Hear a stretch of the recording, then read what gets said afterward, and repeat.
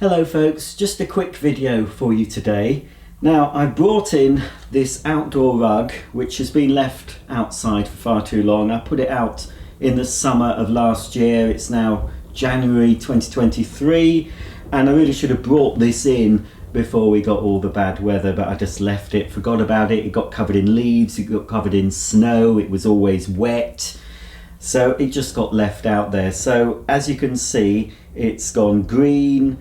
It is absolutely filthy. It's gone green, it's got mud on it. Dogs might have urinated on it, who knows? But it's been outside for months. So I thought it would be a good opportunity to do a real life test of my Rug Doctor here behind me. So I filled the Rug Doctor with the hot water and Rug Doctor solution. So I'm going to give it a go. This might be for the bin because it might not come clean. I shouldn't have left it outside all winter, but I have. But it'll be interesting to see if the Rug Doctor can restore this. This should be grey and white, not green and black.